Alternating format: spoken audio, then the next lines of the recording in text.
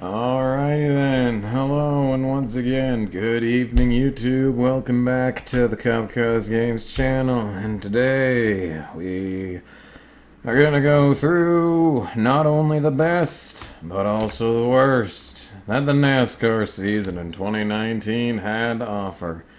It is indeed that time of the year again. Without further ado, what is the first award? It's the best race of the year in the Cup Series. That's right. This year we're going to talk about all three series because my life is falling apart. First nominee for best race of the year is the Daytona 500, which is shocking considering the fact that it was the old package and the old package was terrible. But it actually managed to put on a half-decent show in its final race that saw many twists and turns. Mainly Casey Mears doing absolutely nothing as his career continues to die slowly and painfully. And it really probably should have 5 years ago, but we're just still basking in the glory that is Casey Mears' dead career. Option number 2 is the Bass Pro Shops NRA Night Race. A race that saw many thrills and chills, and twists and turns, where lots of things happened, unlike most races this season. And it also saw a great battle to the finish that lasted nearly 100 laps under green. Imagine that. A green finish over a long run that ended up producing excitement. Brian France's wildest dreams would never have figured something like that out. And the third option is the Southern 500, which is now italicized for some reason. Please stop.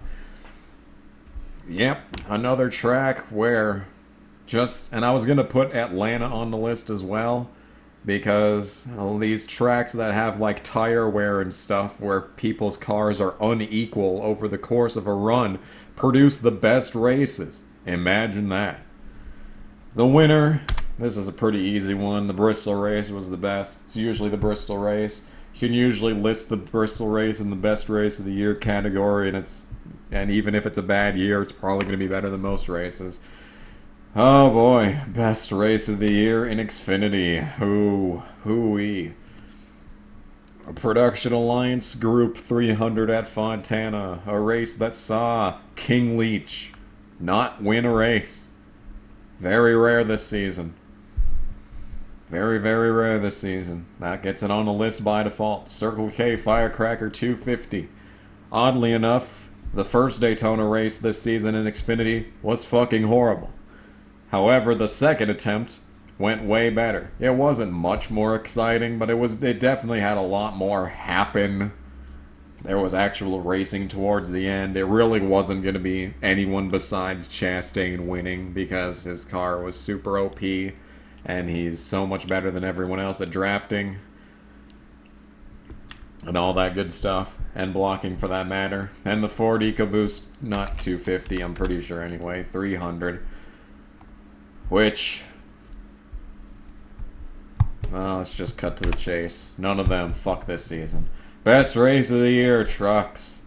The Next Era Energy Solutions 250 at Daytona, which saw quite the polar opposite of the XFINITY race, where things actually happened.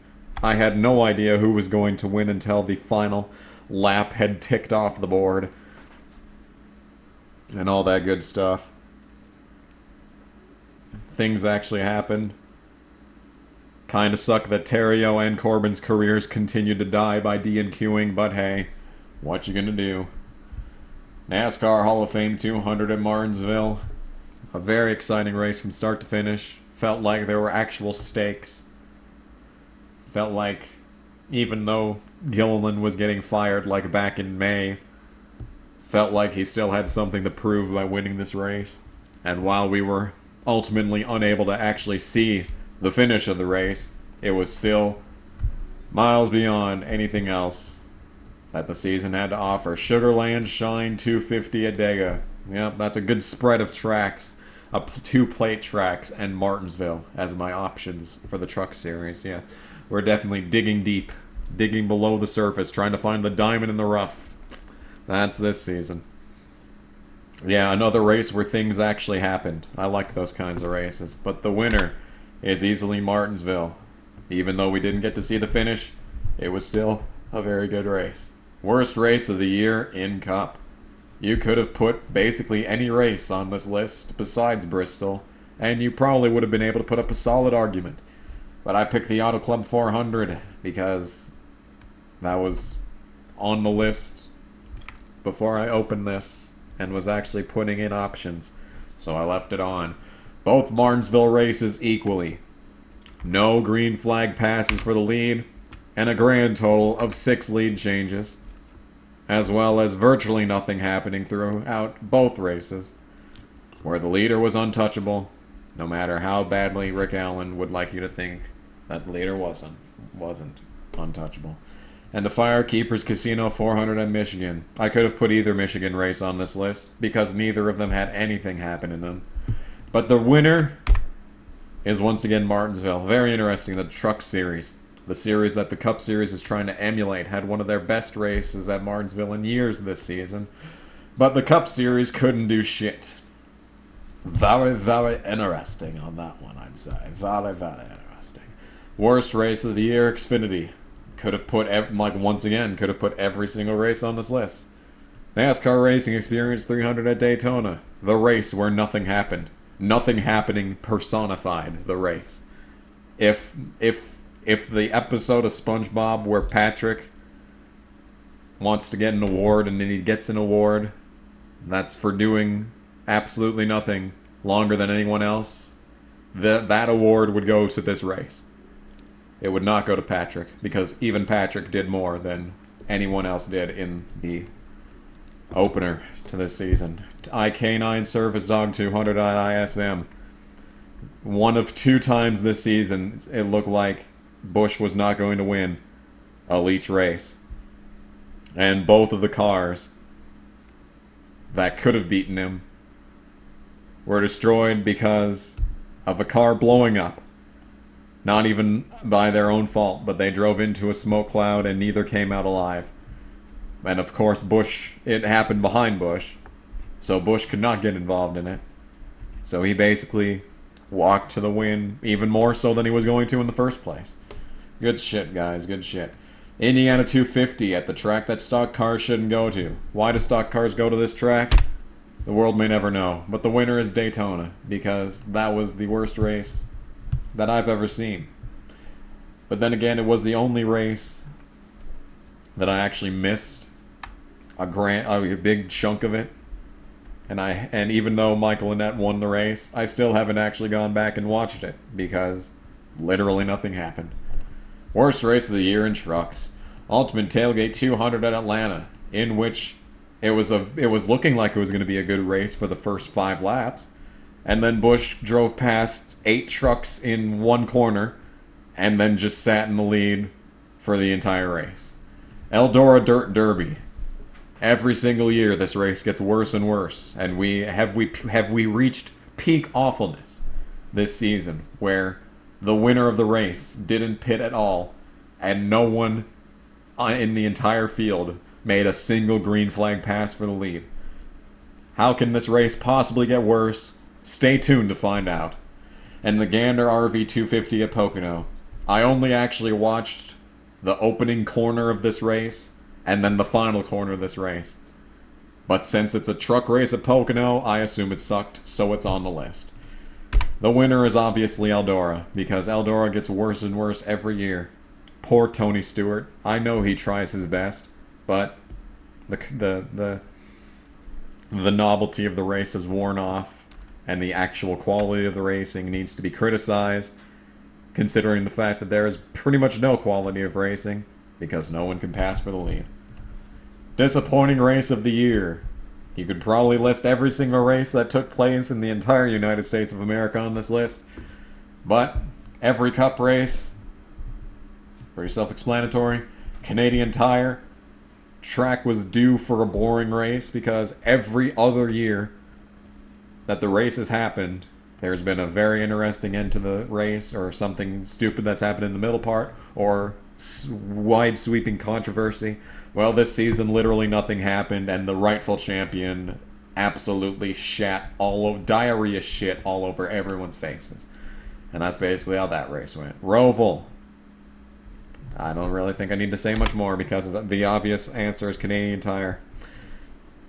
It's unfortunate, but the track was due for a bad race. So I'm not going to put it against Canadian Tire. I'm not saying to tear up the track or anything like that. I'm just saying that this year was not the year for Canadian Tire. Best finish of the year in the Cup Series. Toyota Owners 400 at Richmond. Even though people will say that Truex had no way to lose that race because of clean air, you may have some semblance of an argument if it weren't for the fact that it was Truex, and Truex could literally throw any race that has ever been run out the window. He should easily have 40 career Cup wins. I feel like people forget about that, as he is the winning most driver since 2016. I feel like people forget about this, but still, he threw away so many races before 2016, and even during 2016. So any race that Truex is in the lead, anyone else could win that race. I don't give a shit what anyone says. Bass Pro Shops NRA night race. Once again, a 100-lap long battle that saw lap traffic matter, that saw tires matter, that saw excitement from start to finish, and all that good stuff. Southern 500, it wasn't that great of a finish, but I definitely didn't think Jones was going to hang on. But hey, we all know the answer is Bristol, so why even build up the suspense? Yes, indeed. Best finish of the year in Xfinity. How I was able to get 2 options, let alone 1, out of this, I don't know what to say. NASCAR Racing Experience 200. That should be 250, I think. I don't know. The point is, that was... why... oh, what did I just do? Whatever, that shouldn't be on there. US Cellular 250 at Iowa. The only race this year that actually saw an ending that no one saw coming. The winner is Iowa. Best finish of the year in the Truck Series. NASCAR Hall of Fame 200 at Martinsville. One guy racing for a championship. Another guy racing to save his career. And regardless of the fact that he was going to be on DGR next season, no matter what happens, he still justified his existence. Good job, Todd. You absolute stallion of a man. Sugarland Shine 250 at Dega. Spencer Boyd abandoned Corbin Forrester in the later stages of the race in order to win. That just goes to show you that Corbin Forrester has the truck where he could win if he actually shows up at Daytona in 2020.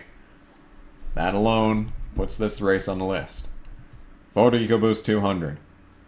The thing that showed exactly why the chase is horrible and should never have been implemented, and we should just get rid of it and go back to a season-long format, but we never will because this is NASCAR, and NASCAR loves to just spit in the face of everything that they stood for the first 60 years of their existence. And now to this day, actually it's coming up on 80, isn't it? No, it's just 70, right? Yeah, right? Yeah, it's just 70.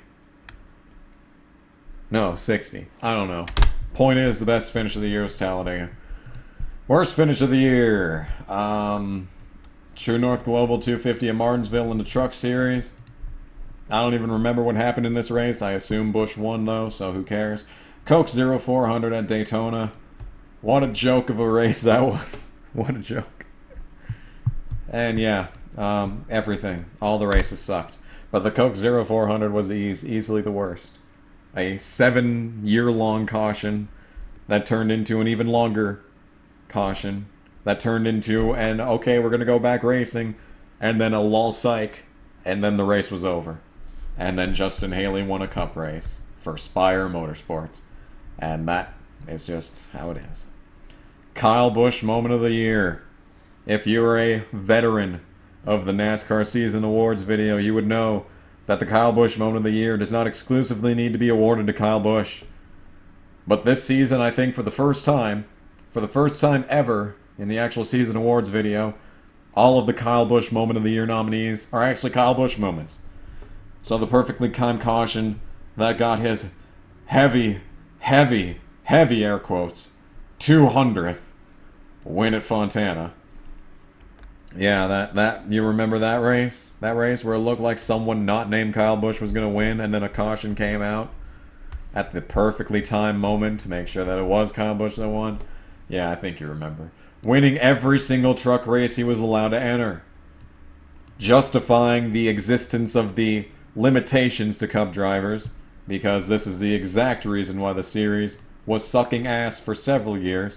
And then, immediately as Busch left the series, it got good.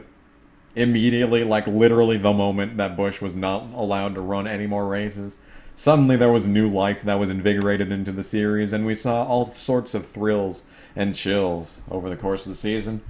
Winning the XFINITY Indianapolis race, because why wouldn't he?